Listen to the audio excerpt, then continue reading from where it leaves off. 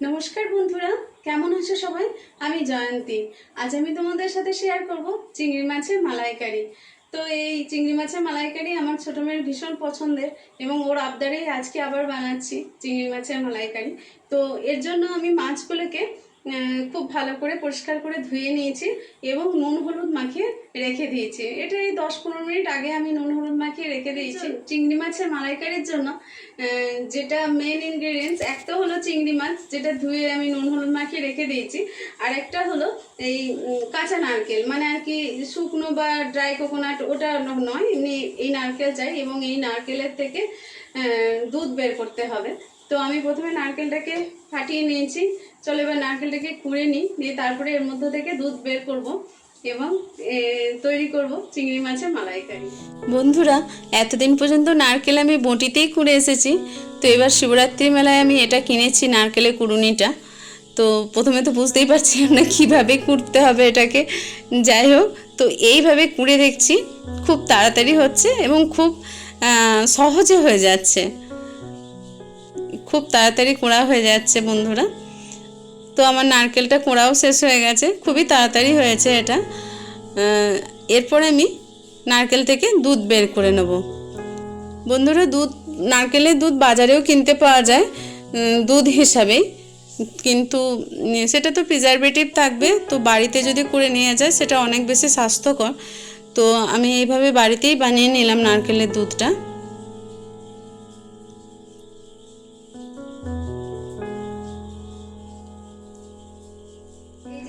মাছ আর নারকেলের দুধ তো রেডি হয়ে গেছে। এরপরে কিছু বেসিক মশলা লাগবে, সেগুলো আমি সব নিয়ে নিয়েছি। এতে নিয়েছি 1 চা চামচ জিরে গুঁড়ো, কয়েকটা রসুনের টুকরো নিয়েছি যেটা আমি পিষে নেবো হামাল দিস্তিতে। আর এটা আছে আদা কাঁচা লঙ্কা বাটা। আর ফোড়নের জন্য নিয়েছি গোটা গরম মশলা। গোটা গরম মশলার মধ্যে আছে এলাচ, একটা এলাচ, 1 টুকরো দারচিনি আর 2টো লবঙ্গ, আর একটু কাশ্মীরি লাল, 1/2 চা চামচ কাশ্মীরি লাল লঙ্কার গুঁড়ো কালারের জন্য, আর একটা টমেটো কুচি নিয়েছি। আর এখানে 2টো মাঝারি সাইজের পেঁয়াজ কেটে নিয়েছি। আর এই যে নারকেলের দুধটা তো আছে। প্রথমে একটা কড়াই বসিয়ে দিয়েছি এবং 2 টেবিল চামচ মতো সর্ষের তেল দিয়েছি। তো গরম হয়ে গেছে তেল। এরপর আমি মাছগুলো সব একসাথেই দিয়ে দিলাম। বন্ধুরা, চিংড়ি মাছ তো আমরা জানি ভেঙে যাবার কোনো ভয় থাকে না, আর খুব অল্প তেলে চিংড়ি মাছ ভাজা হয়ে যায়, আর ভাজতেও বেশিক্ষণ টাইম লাগে না। জাস্ট একটু হালকা লাল লাল হবে, সেই সময় তুলে নেব। কারণ চিংড়ি মাছ বেশিক্ষণ ধরে যদি ভাজা হয় তাহলে চিংড়ি মাছটা খুব শক্ত হয়ে যায়। আমার ভাজা হয়ে গেছে। এর মধ্যে আমি দিয়ে দেব 1 টেবিল চামচ সর্ষের তেল দিয়ে দিলাম। এরপর আমি ফোড়নটা দিয়ে দেবো। প্রথমে আমি তেজপাতা, শুকনো লঙ্কা ফোড়ন দিলাম। এরপর আমি গোটা গরম মশলাটা দিয়ে দেবো। ওই 1 টুকরো দারচিনি, একটা এলাচ আর 2টো লবঙ্গ আছে এর মধ্যে।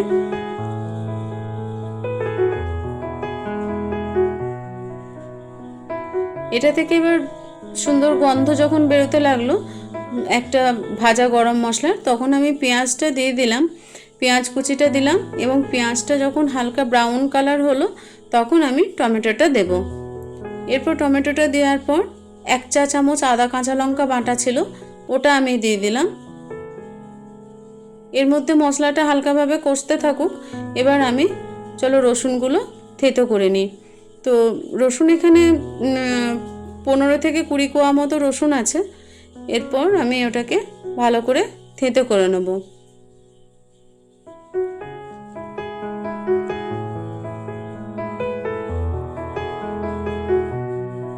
আমার রেডি হয়ে গেছে রসুন। এরপর আমি রসুনটা দিয়ে দেব এবং মশলাটা কষাতে থাকবো। এরপর আমি দিয়ে দেব স্বাদ মতো লবণ দিয়ে দিলাম, আর 1/2 চা চামচ হলুদ গুঁড়ো, 1 চা চামচ জিরে গুঁড়ো, আর 1/2 চা চামচ কাশ্মীরি লঙ্কার গুঁড়ো, আর 1 চা চামচ চিনি দিলাম। এবার সব সমেত আমি ভালো করে কষতে থাকবো।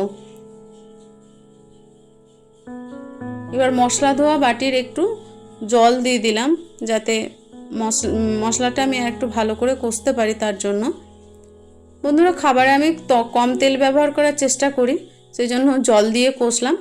তো এতেও টেস্টের কোনো কিছু খারাপ হয় না, খুব ভালো খেতে হয়। তোমরাও এভাবে বানিয়ে দেখো, তেল বেশি খাওয়া একদমই ভালো না। এরপরে আমি কাঁচা লঙ্কা চেরা দিয়ে দিলাম, ঝালটা অপশনাল, যেমনভাবে খাবে।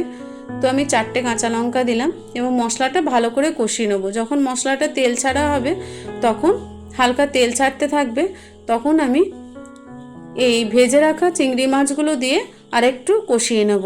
এই 2 থেকে 3 মিনিট কষিয়ে নিলাম। এরপরে যখন কষানো হয়ে যাবে, তখন ভালো করে যখন মশলাটা চিংড়ি মাছের গায়ে লেগে যাবে, মেখে যাবে ভালো করে, তখন আমি ওই নারকেলের দুধটা এর মধ্যে দিয়ে দেব এবং নাড়িয়ে চাড়িয়ে নিয়ে ভালো করে মিশিয়ে নিয়ে 10 মিনিটের মতো আমি রান্না হওয়ার জন্য ঢেকে রেখে দেবো লো টু মিডিয়াম ফ্লেমে। 10 মিনিট হয়ে গেছে বন্ধুরা। এরপর আমি ঢাকা খুলে একটু নেড়ে চেড়ে দেখব এবং এর সঙ্গে মিশিয়ে দেব হাফ চা চামচ মতো গরম মশলা গুঁড়ো আর 1 চা চামচ ঘি, গাওয়া ঘি, এটা বাড়ির তৈরি ঘি। এরপর ভালো করে ঘি আর গরম মশলা মিশিয়ে নিয়ে আমি এটা 2 মিনিটের মতো কুক হতে দেবো এবং আমি দেখে নিলাম একটু নুন মিষ্টি ঠিক আছে কিনা। হ্যাঁ বন্ধুরা, সব কিছু ঠিক আছে। আমার রেডি হয়ে গেছে গরম গরম ভাতে খাবার জন্য চিংড়ি মাছের মালাইকারি। খুব টেস্ট হয় বন্ধুরা, তোমরাও অবশ্যই একদিন বানিয়ে দেখো। ভিডিওটা শেষ পর্যন্ত দেখার জন্য অনেক অনেক ধন্যবাদ। সবাই খুব ভালো থেকো, সুস্থ থেকো এবং আনন্দে থেকো। দেখা হবে একটি পরের ভিডিওতে। Thank you.